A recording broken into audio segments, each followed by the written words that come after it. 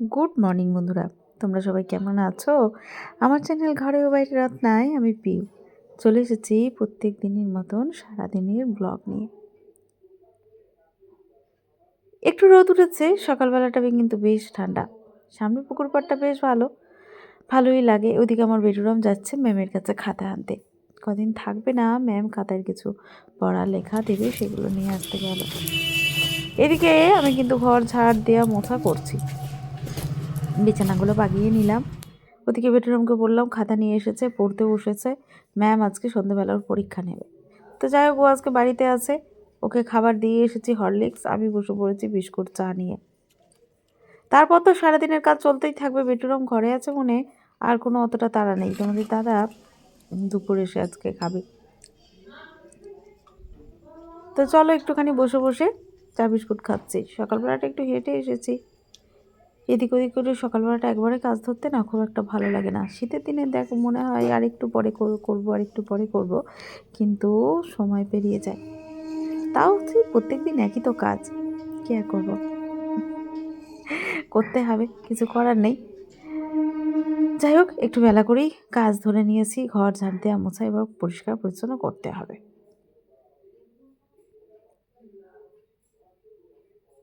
ঘর এখন ভালো করে ঝাড় দিয়ে নেব, গুছিয়ে বাগিয়ে ঘর ঝাড় দিয়ে পরিষ্কার করে নেব। তারপর ওদিকে বেটুরাম বললাম তুই তোর কাজ কর। ছোট ছেলে এদিক ওদিক খেলা করে, নানান জিনিস চতুর্দিকে পড়ে থাকে, সেগুলোকে গুছিয়ে বাগিয়ে রাখা বিশাল ঝামেলা। একটার পর একটা জিনিস এদিক ওদিক করতে থাকে, ঘরের মধ্যে কত কাগজ গোছাতে থাকে, কত কি ফেলতে থাকে, হাজার জিনিস গুছিয়ে গুছিয়ে রেখে তারপর ঘরগুলো ঝাড় দেওয়া। তারপর বললাম ঠিক আছে, ওদিকে খানিকটা পড়া হয়েছে, হারমোনিয়ামটা মুছে পরিষ্কার করে দিই, তুই একটু গানে বস। তো যাই হোক রীতিমতো হারমোনিয়াম রেডি করে দিয়েছি। ও এবার একটুখানি গানে বসবে, রেওয়াজে বসবে। চলো থেকে শুরু করবে প্রথম আমি থেকে। আমার কাজটা রেডি করে দিচ্ছি, ও প্রথম থেকে স্যার কাজটা যেটা করতে লাস্টে থাক, যেদিন আটকাচ্ছিল তারপরেই যাব ওটা লাস্টে 2-3 বার করবে। বাকি কাজ করতে। করে নাও।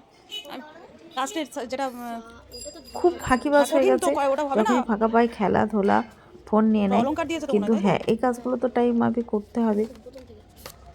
এইটা এইটা এইটা বুঝেছিস, অনেকবার করবি কিন্তু। এটা প্রথম থেকে করেছে। ওদিকে দেখো পালং শাক, ফুলকপি, বেগুন, আলু, টমেটো, বাঁধাকপি, বেগুন ভাজা সব সবজি কিন্তু বসে বসে কেটে নিয়েছি। সবজি কাটতে অনেকটা সময় লাগে, কিন্তু কেটে নিলাম। তারপরে এদিকে হাঁড়ির মধ্যে মুগ ডাল ভাজতে দিয়েছি, জিরে শুকনো লঙ্কা ফোড়ন দিয়েছি, তেলের মধ্যে দিয়ে মুগ ডাল ভাজছি। আজকে সবজি কেটেছি, কি করব বলো তো? আজকে কি করব, লাউ, আলু, ফুলকপি, বাঁধাকপি, পালং শাক দিয়ে আজকে খিচুড়ি বানাবো। মুগ ডাল, মুসুর ডাল, গোবিন্দভোগ আর এমনি চাল দিয়ে মিক্সড করে খিচুড়ি বানাবো। আর একদিকে কী বানাবো বলো তো? মাছের ঝাল, চারা মাছের তেল ঝাল বেগুন দিয়ে। এই খিচুড়ির সাথে বেগুন দিয়ে মাছের ঝালটা একদম অসাধারণ খেতে লাগে। শিলের মধ্যে মশলা বেটে নিয়েছি, আদা, রসুন, জিরে, গোটা সর্ষে, পেঁয়াজ সব বেটে নিয়েছি। এদিকে শিম ভাজা করছি। বাইরে জল এসে গেছে 12টায়। রান্না করতে অনেকটা দেরি, বললাম না অনেকটা বেলা থেকে দিয়েছি। এদিকে জলগুলোও দেওয়া হচ্ছে না, রান্না করতে হবে তো, রান্নার জল শেষ। তো ভাবলাম এই সময় জল দিচ্ছে, জলগুলো করে নিই। তারপরে এইদিকে দেখো খিচুড়ি তো সিদ্ধ হয়ে গেছে, কিন্তু মশলাটা ভালো করে কষিয়ে করে দিতে হবে, তাই না? না হলে খিচুড়ির স্বাদ বন্ধ কিছুই পাওয়া যায়। এদিকে মাছটা কিন্তু বেগুন দিয়ে ঝালটা আমার হয়ে এসেছে। খিচুড়ি সেদ্ধ হয়ে গেছে, বললাম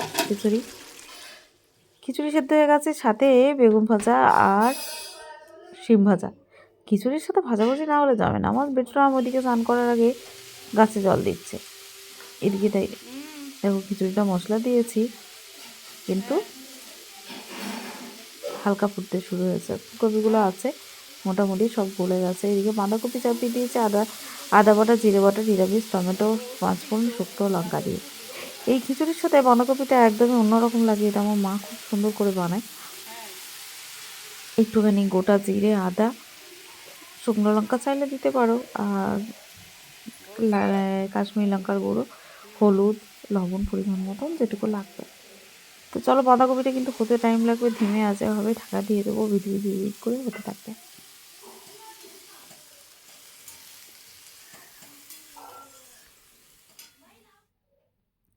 চলো, রান্না আমার কমপ্লিট। এরপর খাবার সাজানোর পালা। গরম গরম খিচুড়ি হয়ে গেছে। তোমাদের খেতে ইচ্ছা করছে? চলে এসো তাড়াতাড়ি। গরম গরম সবজি দিয়ে খিচুড়ি খেতে বেশ ভালো লাগে। শীতের সময় সবজি দিয়ে খিচুড়িটা একদমই অন্যরকম লাগে, বেশ সুন্দর লাগে খেতে। তো চলো, খিচুড়ি আমার রেডি হয়ে গেছে। এরপর কি করবো বলো তো? এরপর একটুখানি লেবু। অনেকে খিচুড়ির সাথে ঘি পছন্দ করে, কিন্তু আমার আবার পছন্দ হয় না। অনেকেই খায় ঘি, লেবু, লবণ একটু খিচুড়ির সাথে হলে অন্যরকম একটু স্বাদ লাগে।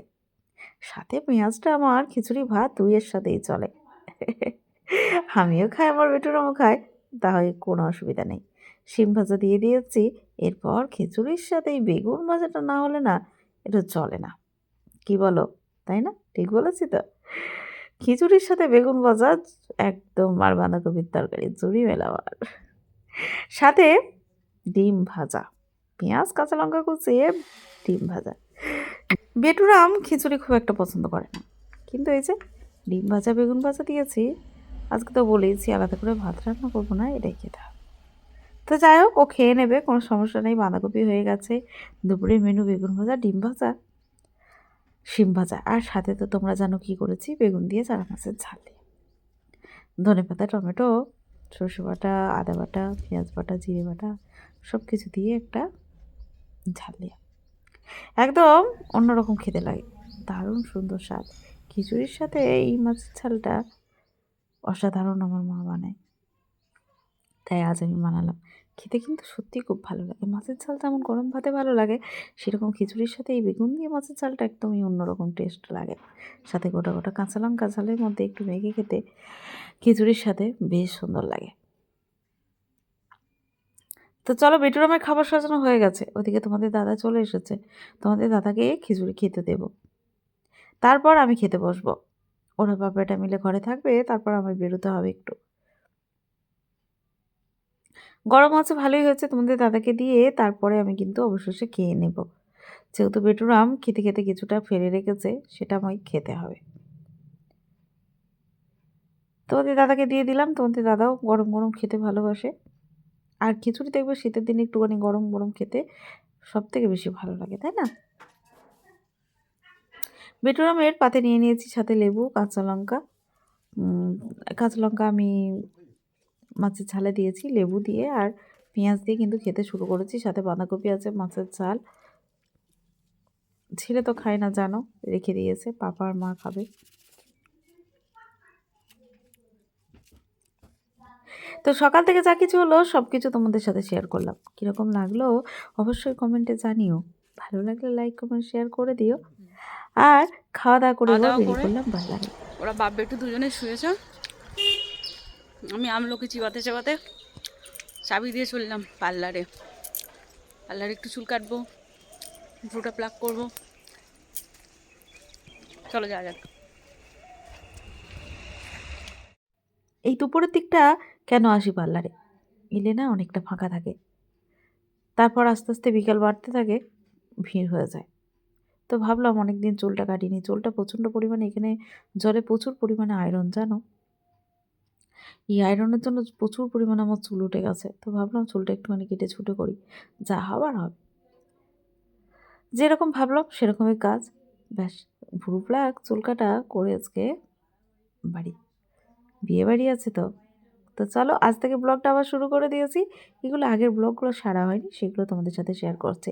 বাকি বিয়ের ভিডিও সমস্ত কিছু আছে, আস্তে আস্তে সব দিতে থাকবো, তোমরা কিন্তু দেখতে থাকবে। আর অবশ্যই কমেন্ট করো, ভালো লাগলে লাইক কমেন্ট শেয়ার করো। আজকে জন্য এখানে টাটা, গুড নাইট।